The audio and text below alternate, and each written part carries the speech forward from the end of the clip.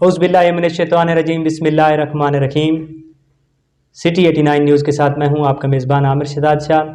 ناظرین، آپ دیکھ رہے ہیں ہماری رمضان ٹرانسمیشن، اور آج اسٹوڈیو میں ہمارے ساتھ موجود ہیں علاقے کے ممتاز عالم دین جو کسی تعارف کے محتاج نہیں، منصب افتہ، پرفائز، کئی کتابوں کے مصنف، اردو، فارسی اور پشتو کے شاعری کرتے ہیں، جامعہ اسلامیہ کے نام سے مشہور ادارہ بھی چلا رہے ہیں۔ خطابات میں ان کو ملائکہ بھی حاصل ہے، علمی خاندان سے تعلق رکھتے ہیں۔ تو جی ناظرین، آج ہمارے ساتھ اسٹوڈیو میں موجود ہیں حضرت علامہ مولانا مفتی آفتاب احمد رضوی صاحب۔ السلام علیکم سر۔ وعلیکم السلام ورحمۃ اللہ وبرکاتہ۔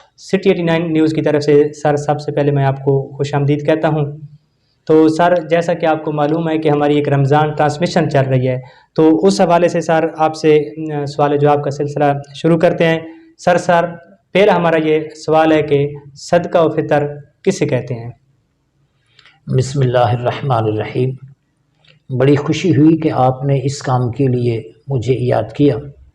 اللہ تعالیٰ آپ کو اس کام میں مزید ترقی، عروج اور بہتری عطا فرمائے۔ رمضان شریف کے مسائل جاننا ہر مسلمان پر لازم ہے۔ خاص کر آپ کا سوال صدقہ فطر کے حوالے سے بڑا اہم ہے، چونکہ بہت سے لوگ صدقہ فطر کا مفہوم اور معنی نہیں جانتے۔ صدقہ فطر کا اصطلاحی مطلب یہ ہے کہ رمضان شریف میں بندہ روزے رکھتا ہے، ان روزوں میں کہیں بندہ جھوٹ بولتا ہے، کہیں غلط بیانی ہو جاتی ہے، روزوں میں کمی کوتاہی رہ جاتی ہے، اس کو دور کرنے کے لیے شریعت نے صدقہ فطر ادا کرنے کا حکم دیا ہے۔ حضور نبی کریم علیہ السلام نے فرمایا کہ روزہ زمین و آسمان کے درمیان لٹکا رہتا ہے، معلق رہتا ہے، جب تک صدقہ فطر ادا نہ کیا جائے۔ تو صدقہ فطر کا مین مقصد یہ ہے کہ روزوں کی خامیوں کو اور کمی کو دور کیا جائے۔ صدقہ فطر سر کب دینا چاہیے؟ صدقہ فطر دینے کا جو اصل وقت ہے وہ یہ ہے کہ جیسے عید کے دن وقت ہو جائے صبح کا، سحری کا، نماز فجر کا، تو فطرانہ واجب ہو جاتا ہے۔ اس سے پہلے دینا لازم نہیں ہے۔ یعنی جب عید کا دن صبح پاؤ پھٹے اور عید کی صبح ہو جائے تو فطرانہ دینا اس وقت لازم ہو جاتا ہے۔ ہاں، فطرانہ پہلے بھی آپ دے سکتے ہیں، اور فطرانہ اگر کسی نے ادا نہیں کیا تو اس سے فطرانہ ساقط نہیں ہوتا، بلکہ عید کے بعد زندگی میں جب بھی وہ ادا کرے گا تو ادا ہی کہلائے گا، فطرانہ قضا نہیں ہوتا۔ کچھ چیزیں لازم ہوتی ہیں وقت پر، یہ بھی اس وقت پر لازم ہو جاتا ہے فطرانہ، لیکن ضروری نہیں کہ اسی وقت ادا کیا جائے۔ بہتر ہے زندگی میں کسی وقت بھی بعد میں ادا کیا جا سکتا ہے۔ اس میں ادا اور قضا برابر ہیں، جب بھی ادا کرے گا وہ ادا ہی ہوگا، قضا نہیں ہوگا۔ صدقہ فطر کی سر اسلام میں مقدار کیا رکھی گئی ہے؟ صدقہ فطر کی حدیث پاک میں مقدار بالکل واضح ہے۔ گندم میں مقدار بتائی گئی، جو کے اندر بھی، کھجوروں اور منقع جسے ہم کشمش کہتے ہیں اس کے اندر بھی مقدار بتائی گئی۔ جہاں تک تعلق ہے گندم کا، تو گندم میں حدیث پاک میں نصف سا کا ذکر آیا، اور جو، منقع اور کھجوروں میں سا کا ذکر آیا۔ سا ایک پیمانہ ہے، آج کل ہمارے ہاں کلو چلتے ہیں، گرام چلتے ہیں، لہٰذا آج ہم سا کو گراموں میں دیکھتے ہیں تو 2 کلو 80 گرام نصف سا بنتا ہے، اور 4 کلو 160 گرام یہ سا بنتا ہے۔ تو اگر کوئی گندم میں فطرانہ دینا چاہے تو پھر وہ 2 کلو 80 گرام کے حساب سے دے دے، یا گندم دے دے، یا آٹا دے دے، یا گندم کی قیمت دے دے۔ اگر وہ منقع میں دینا چاہے، کشمش میں، کھجور میں، تو پھر وہ جو ہے اسی حساب سے، یعنی اس 4 کلو 160 گرام کے حساب سے۔ لیکن یہ تمام لوگوں کا فطرانہ ایک برابر نہیں ہے۔ جس کی حیثیت بہتر ہو، اللہ نے مال دولت پیسے سے نوازا ہو، تو اسے چاہیے کہ وہ کھجور کے حساب سے دے دے، چاہیے کہ منقع کے حساب سے دے، جو کے حساب سے۔ ہمارے ہاں لوگوں میں ایک ٹرینڈ ہے کہ ہر بندہ گندم کے حساب سے دیتا ہے، حالانکہ گندم کا فطرانہ سب سے کم پڑتا ہے، لہٰذا حیثیت کے مطابق فطرانہ دینا چاہیے۔ اور سر صدقہ فطرانہ کن لوگوں کو دینا چاہیے؟ صدقہ فطر کے مستحق کون ہیں؟ یہ بڑا آسان سوال ہے، اور جواب بھی بڑا آسان ہے۔ اس کا جواب یہ ہے کہ جن لوگوں کو آپ زکوٰۃ دے سکتے ہیں ان کو آپ فطرانہ دے سکتے ہیں۔ یعنی قرآن مجید میں جن اصناف کو اللہ پاک نے زکوٰۃ کے لیے مختص کیا ان کو آپ فطرانہ بھی دے سکتے ہیں۔ ہاں، ایک فرق ہے کہ اسلامی حکومت کی طرف سے زکوٰۃ کی وصولی کے لیے جو بندہ مقرر ہوتا ہے اسے عامل کہتے ہیں، تو عامل کو زکوٰۃ دی جا سکتی لیکن عامل فطرانہ نہیں لے سکتا۔ اسی طرح سادات کو جس طرح زکوٰۃ نہیں دی جا سکتی، اسی طرح سادات کو فطرانہ نہیں دیا جا سکتا۔ فطرانہ لوگ امام مسجد کو دیتے ہیں، تو اگر امام مسجد واقعی مستحق ہے، یعنی وہ جس پہ زکوٰۃ لگتی ہے، تو آپ فطرانہ دے سکتے ہیں۔ نہیں ہے ایسا ضروری کہ رشتہ داروں میں دیں، فلاں میں دیں، بلکہ جو مستحق ہو اس کو دیں۔ ہاں یہ ضروری ہے کہ اگر آپ کے رشتہ داروں میں واقعی زکوٰۃ کا مستحق ہے فطرانے کا، تو وہ سب سے زیادہ مستحق ہے۔ رشتہ داروں کو پہلے دیکھا جائے، پڑوسیوں کو دیکھا جائے، قریبی لوگوں کو دیکھا جائے، جو مستحق ہو ان کو دے دیا جائے، اگر ان میں کوئی نہیں پھر ان سے باہر فطرانہ دے دیا جائے۔ جی ناظرین، تو ہمارے ساتھ اسٹوڈیو میں موجود تھے مفتی آفتاب احمد رضوی صاحب۔ تو چھوٹے سے بریک کے بعد دوبارہ ان سے سوال و جواب کا سلسلہ جاری رکھیں گے۔ آپ کے ہاتھ کی خاص چائے کیسے چھوڑ سکتے ہو؟ سمجھتے ہیں ایک دوسرے کو، اسی لیے بنے ہیں ایک دوسرے کے لیے۔ جیسے چائے کو سمجھیں صرف ایوری ڈے۔ کیا آپ گرد و نواح میں اٹھتے مسائل کے لیے کچھ کرنا چاہتے ہیں؟ کیا معاشرے میں ہونے والی حق تلفی، معاشرتی ناانصافیوں، قانون کی خلاف ورزیوں سمیت دیگر مسائل کی آواز اقتدار کے ایوانوں اور حکمرانوں تک پہنچانا چاہتے ہیں؟ تو آئیں اور سٹی 89 نیوز کی ٹیم میں شامل ہو کر ان سبھی مسائل کے حل کے لیے کام کریں۔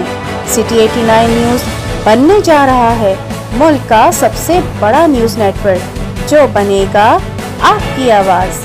سٹی 89 نیوز نیٹ ورک، ہر خبر سچ کے ساتھ۔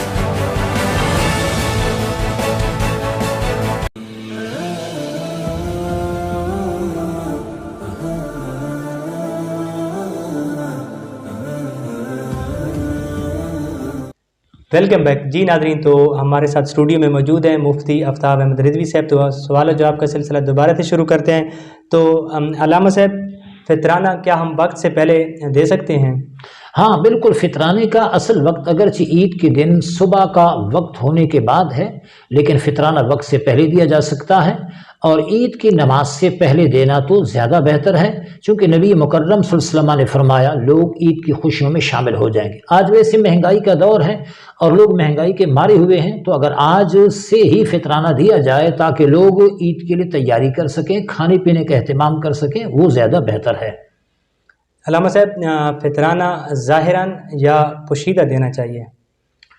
فطرانہ چونکہ واجب ہے، چونکہ نبی مکرم صلی اللہ علیہ وسلم نے حکم دیا کہ گلیوں میں اعلان کر دیا جائے کہ واجب ہے، اور کوئی چیز جب واجب ہو یا فرض ہو چاہیے کہ اسے لوگوں کے سامنے ادا کیا جائے۔ جیسے ہم زکوٰۃ دیتے ہیں تو زکوٰۃ لوگوں کے سامنے ادا کرنا زیادہ بہتر ہے، اس سے دوسرے لوگوں کو ادا کرنے کا حوصلہ ملتا ہے، دوسرے لوگوں کو ادا کرنے کی شہ ملتی ہے، دوسرے لوگوں کو بھی ادا کرنے کی ترغیب ہوتی ہے۔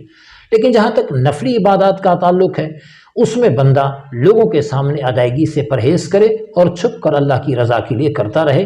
تو چونکہ صدقہ فطر واجب ہے، اس کی ادائیگی ظاہراً بہتر ہے کہ آپ مسجد میں، گلی میں 5-10 بندوں کے سامنے کسی کو دیں گے، اگر وہ اس کو ہتک محسوس نہ کرے، بے عزتی محسوس نہ کرے یا اپنے آپ کو غریب نہ سمجھے، تو لوگوں کے سامنے دینے سے دوسروں کو بھی ترغیب ہو جاتی ہے۔ اور ایک چیز میں ضرور ایڈ کروں گا کہ ہمارے ہاں لوگ جب صدقہ دیتے ہیں، خیرات دیتے ہیں، تو پھر لائنیں بن جاتی ہیں، فوٹوگرافی ہوتی ہے اور وہاں پر اس کا نام کیا جاتا ہے کہ فلاں نے یہ دیا، فلاں نے یہ دیا۔ اللہ کے نام پر جب بھی کوئی چیز دی جائے تو نیت کو صاف کیا جائے کہ وہ خالصتاً اللہ کی رضا کے لیے ہو، اس میں نمود نہ ہو، نمائش نہ ہو، ریا نہ ہو اور دکھلاوا نہ ہو۔ اس طرح اس کی بے عزتی ہو جاتی ہے، اس کی کسر نفسی ہو جاتی ہے اور اخبار میں، میڈیا پر اس کی تصویر آ جاتی ہے۔ لہٰذا دیتے وقت دوسروں کی عزت نفس کا خیال ہر صورت میں رکھا جائے، کہیں ایسا نہ ہو کہ ایک طرف صدقہ دیا جائے، دوسری طرف عزت نفس کو پامال کیا جائے اور یوں اپنے ثواب پر پانی پھیر دیا جائے۔ لہٰذا ان چیزوں کا خیال از حد ضروری ہے۔ جی ناظرین، تو جیسا کہ ہم نے آپ کو پہلے بھی بتایا تھا کہ علامہ صاحب کالم نگار بھی ہیں، اردو، فارسی اور پشتو کے شاعر بھی ہیں۔ تو علامہ صاحب سے میں گزارش کرنا چاہتا ہوں کہ ہمارے ناظرین اور دیکھنے والوں کے لیے کوئی اپنا کلام پیش کر دیں۔ ہاں، یہ کلام پیش کرنا انہوں نے بڑی اچھی بات کی۔ ہیں کوچے محبوب کے ذرات ستارے، دن رات دکھاتے ہیں وہ جنت کے نظارے، تا حد نظر بھیڑ فقیروں کی لگی ہے، خیرات کی خاطر سبھی دامان پسارے، اور بدبخت سبھی دور ہیں دربار نبی سے، خوش بخت ہے جو آ کے مقدر کو سنوارے۔